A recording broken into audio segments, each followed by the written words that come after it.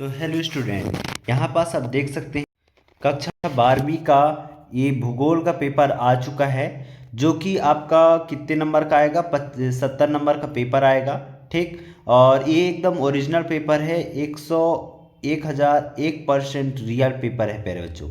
और ये भूगोल का सेकंड पार्ट वीडियो है। फर्स्ट पार्ट में ऑब्जेक्टिव के पूरे आंसर हमने बता दिया था और ये सेकंड पार्ट है। तो पूरा फर्स्ट पार्ट को जाकर के आप देख लेना, नीचे डिस्क्रिप्शन पर लिंक दे दूंगा। ठीक, और चैनल को जिन्होंने अभी तक सब्सक्राइब नहीं किया है, चैनल को सब्सक्राइब कर दो, बेल आइकन को प्रेस कर दो और इस वीडियो को जितना हो सके अपने दोस्तों के पास शेयर कर देना ताकि सभी के पास पहुंच पाए। हमने पिछले वीडियो में क्वेश्चन क्रमांक 9 तक पूरे आपको उत्तर बता दिए थे।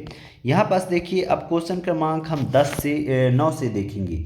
सहारा एवं एशिया के मरुस्थलों में पाले जाने वाले पशुओं के नाम कौन कौन से हैं। ठीक, यानी मरुस्थलों में कौन सी पशुएं रहती हैं, पली जाती हैं। और अथवा में है भोजन संग्रहण विश्व के कौन कौन से भागों में होता है, लिखिए। ठीक, ये बहुत ही महत्वपूर्ण क्वेश्चन है प्यारे बच्चों और ये अक्सर पूछा भी जाता है। 10वां क्या है, अंतर्राष्ट्रीय व्यापार के कोई दो आधार लिखिए। 2 नंबर का क्वेश्चन है। और इसके अथवा में क्या है, यहाँ पास देखिए, पर साइबेरियन रेल मार्ग के प्रमुख केंद्रों के नाम।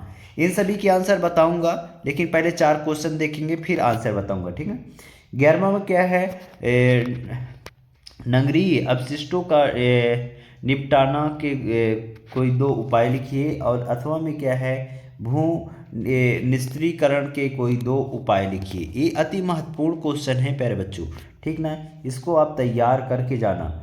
मुख्य श्रमिक तथा सीमांत श्रमिक किसे कहते हैं, 2 नंबर का क्वेश्चन है। इसके अथवा में है, भारत के कुछ राज्यों में अन्य राज्यों की अपेक्षा श्रम सहभागिता दर ऊंची क्यों है। तो इन सभी के आंसर देख लेते हैं।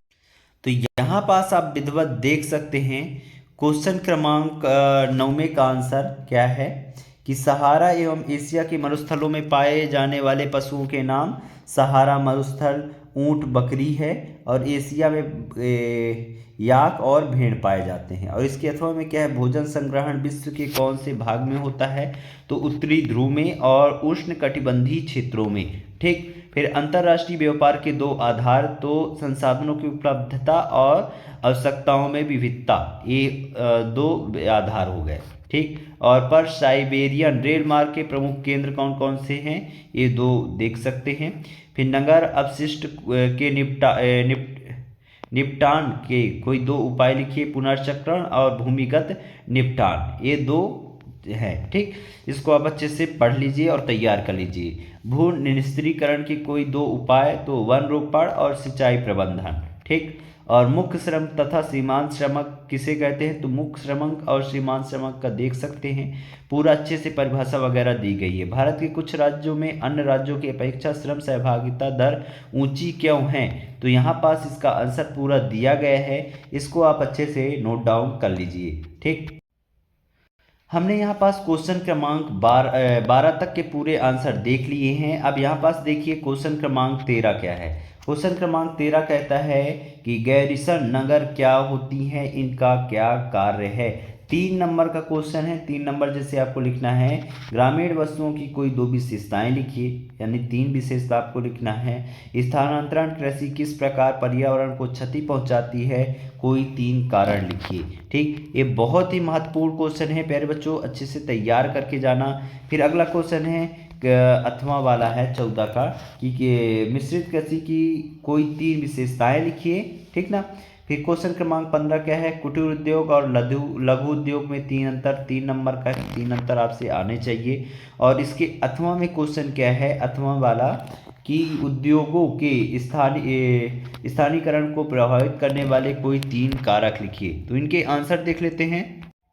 यहाँ पास देखिए, गैरिसन नगर क्या होती है, इनका क्या प्रकार होते हैं, ये सारी चीज़ें आंसर दी गई हैं। ठीक, फिर ग्रामीण वस्तुओं की कोई 2 विशेषताएं, तो कम जनघनत्व और प्राकृतिक संसाधनों पर निर्भरता। स्थानांतरण कृषि किस प्रकार पर्यावरण को क्षति पहुंचाती है, तो यहाँ पास देख सकते हो, जंगलों का विनाश, मिट्टी का कटाव और जैव विविधता को नुकसान। ठीक, फिर यहाँ पास मिश्रित कृषि की कोई 3 विशेषताएं लिखिए, तो 3 विशेषताएं यहाँ पास देख सकते हैं अच्छे से। फिर एक क्वेश्चन क्रमांक 15 का उत्तर है, कुटीर उद्योग और लघु उद्योग में कोई 3 अंतर। तो स्थल के आधार पर, पूंजी के आधार पर, उत्पादन स्तर के आधार पर, ये 3 अंतर दी गई हैं। आप इसको बढ़िया बना करके लिख लीजिएगा। उद्योगों की स्थानीयकरण को प्रभावित करने वाले 3 कारण दीजिए। तो कच्चे माल की उपलब्धता, बाजार तक पहुंच और ऊर्जा स्रोत। ये इसका पूरा आंसर है 15वीं का 8वां का आंसर। ठीक, फिर अगला क्वेश्चन देखते हैं। तो यहाँ पास देखिए क्वेश्चन क्रमांक 16 कहता है कि जनसंख्या के वितरण और घनत्व को प्रभावित करने वाले 3 भौगोलिक कारकों का वर्णन करना है। और इसके अथवा में क्या है, कृषि सेक्टर में भारतीय श्रमिकों का सर्वाधिक अंश संग्रह है, स्पष्ट करना है। ठीक, बहुत ही महत्वपूर्ण क्वेश्चन है प्यारे बच्चों। ठीक, अगला क्वेश्चन क्या है, भारत में कृषि उत्पादन को बढ़ाने के लिए किए गए उपाय बताइए। 4 नंबर का क्वेश्चन है, अति महत्वपूर्ण क्वेश्चन है, अच्छे से तैयार करके जाना। ठीक, फिर अगला क्वेश्चन देखो, सरल पोषण विकास को बढ़ावा देने के उपाय को समझाना है। ठीक, अगला क्वेश्चन है, खनिज संसाधनों के संरक्षण के कोई 4 उपाय को समझाना है। और इसके अथवा में है, भारतीय कृषि की कोई 4 समस्याओं का वर्णन करना है। ठीक, फिर अगला है, विश्व सीमांकन मानचित्र पर निम्नलिखित को दर्शाना है। ठीक, इनको दर्शाना है, यहाँ पास इसके अथवा में भी है। फिर ये भारत के सीमांकन मानचित्र को दर्शाना है। भारत का मानचित्र हो तो ये सारे छोटा नागपुर, पश्चिमी, नई दिल्ली, ये सारी चीज़ें आपको दर्शानी है। ये अथवा में भी देख सकते हैं, भारत के सीमांकन मानचित्र निम्नलिखित दर्शाना है। तो ये सारी चीज़ें बहुत ही महत्वपूर्ण है प्यारे बच्चों, तो इनको आप अच्छे से तैयार कर लेना। इनकी आंसर देख लेते हैं।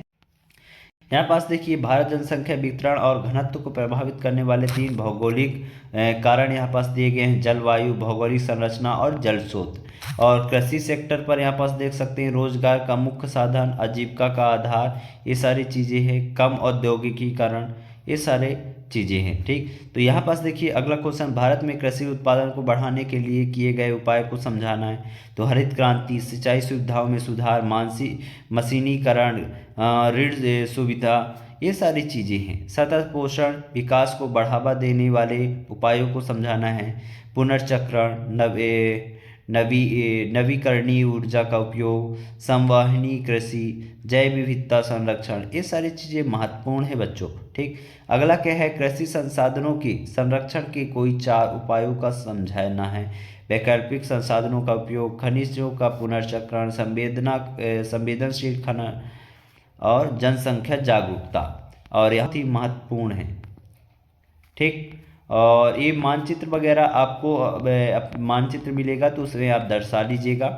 इस तरीके से हमने सारी चीज़ें आपको बता दी हैं। आशा करता हूँ आपको पेपर बहुत अच्छे से जाएगा। प्यारे बच्चों, मिलते हैं अगले वीडियो के साथ, तब तक के लिए जय हिंद, जय भारत।